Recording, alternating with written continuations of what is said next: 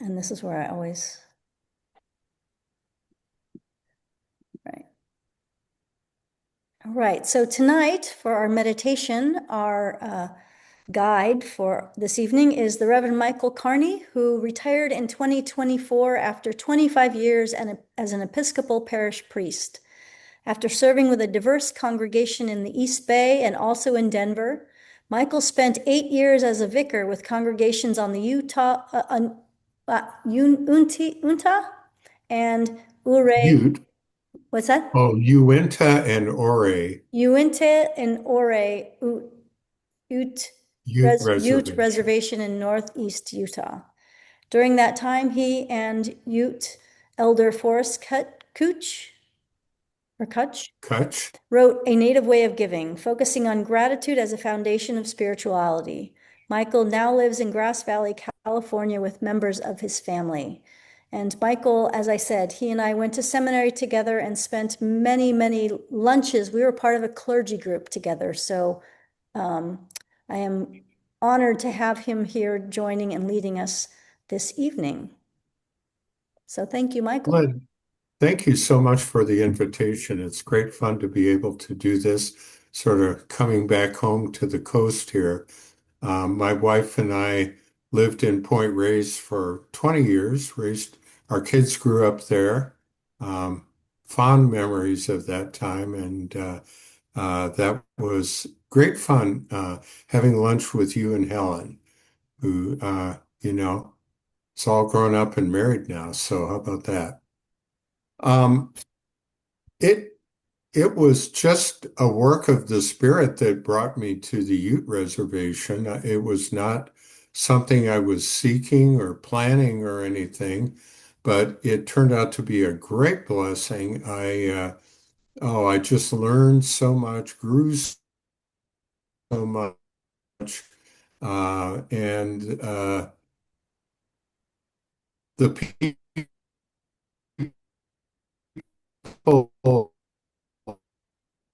have a lot of troubles, and they really inspired me too. And the sweat leaders, the grandmothers who and great grandmothers who took care of blessing all the way around.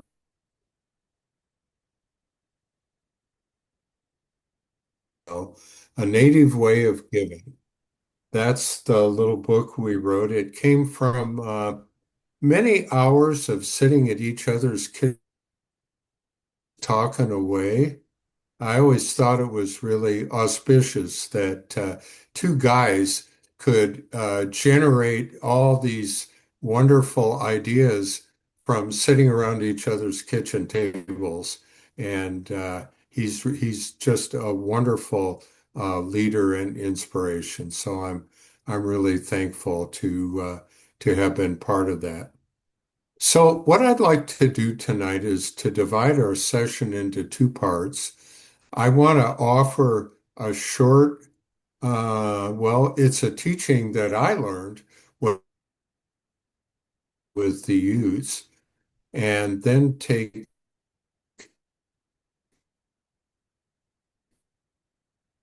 10 minutes of reflect on that for whoever would like to do that.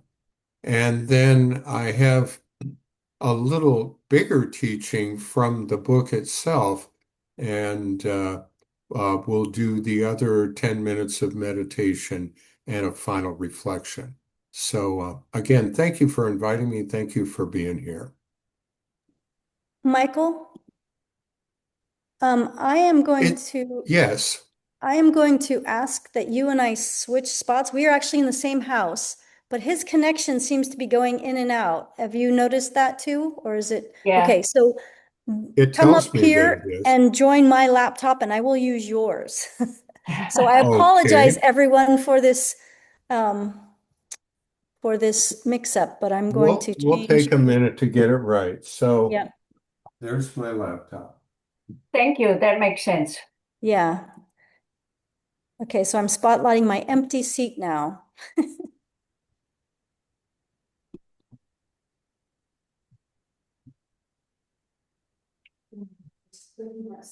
Okay. The internet is stronger up here. Rosie, Rosie, come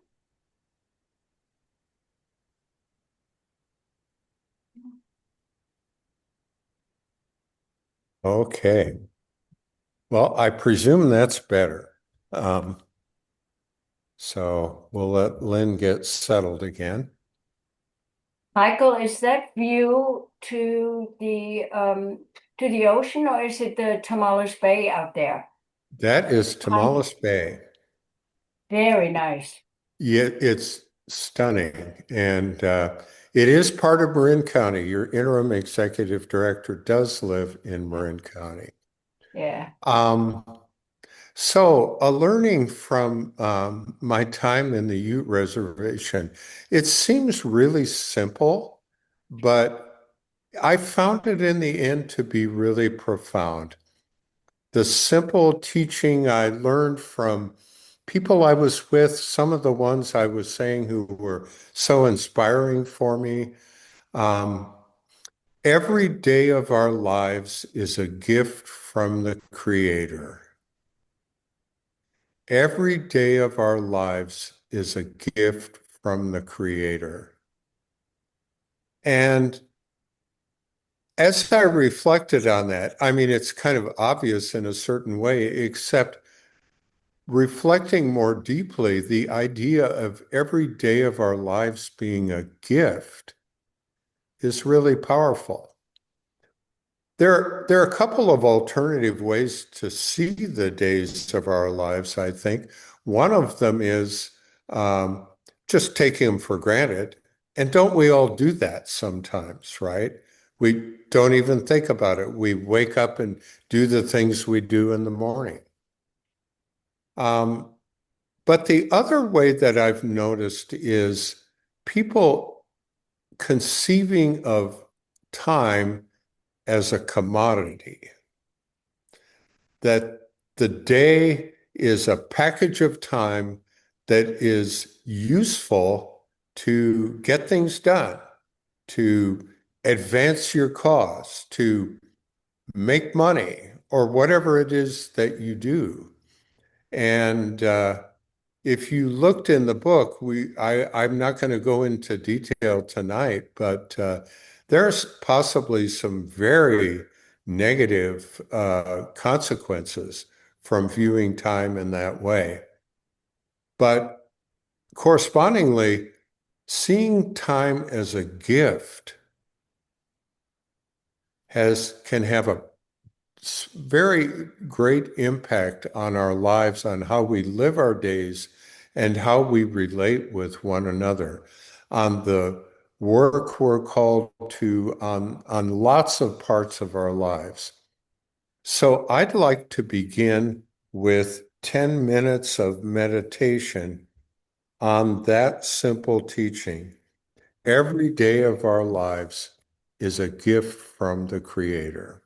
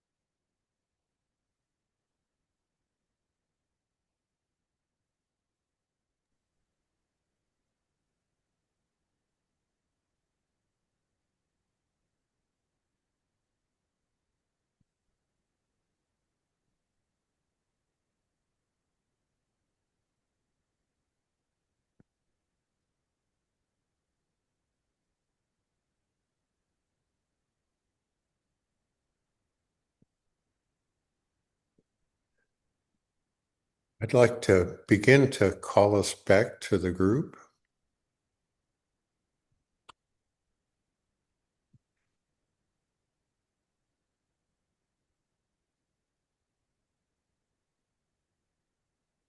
And I wonder what you might like to share, comment. Well, thank I you. just Now I'd started. like to go on into the content of our book. And I give Forrest a lot of credit for this, but it was discussed on many occasions by the two of us. And we present in the book what we call a life-giving cycle. And Forrest emphasized the medicine wheel and many other customs in the Ute community have circles involved in them. And going around the circle, even the powwow, I mean, the entry into the powwow is circular in a sunwise, you could say. And that's very important. So this cycle um, touches on, Heidi, things that you said that really prefigured this. If every day of our lives is a gift, then the natural response is gratitude, giving thanks, noticing, being grateful. Um, that's not a small thing. It's really different from trying to milk every 15 minutes of billable time out of the day. You know what I mean? Um, Being grateful that we have received a gift and entering into the discernment you referred to, I think, Betsy, sorry, I'm getting mixed up now, but of how we use this gift. Um, when when we are grateful, it encourages us, it changes our hearts, it makes us more generous. And in the dominant culture, that's always about money, right? That's not the first thing I think of here. Uh, I think of those grandmothers on the Ute Reservation who were so generous with their time, their space, their attention to the children, the love and caring that they showed for every child. And that kind of generosity has a big impact on our world. So the life-giving cycle begins with the gift of each day, with the gratitude we feel from that, leading us to become more generous in all the ways that can be manifest. And when we're in a family, an extended family, a community, in any social circle where gratitude and generosity prevail, it leads to a sense of abundance. And again, it doesn't just mean that we all won the lottery, right? It, I think we could say that rather than being an abundance of what we want, it might be an abundance of what we need in a deeper way. The nurturing and sustaining relationships of our families and communities. Um, the gifts the opportunities that we find to use our gifts and to be supported in that. And when our community, our family has a sense of abundance, then it makes us grateful. And it begins the cycle again. Gratitude leads to generosity, promotes a sense of abundance, and generates more gratitude. Gratitude, generosity, abundance, and more gratitude. That's what Forrest and I have called the life-giving cycle. And I invite you to take 10 minutes to meditate with that, and then we'll return for more sharing after that.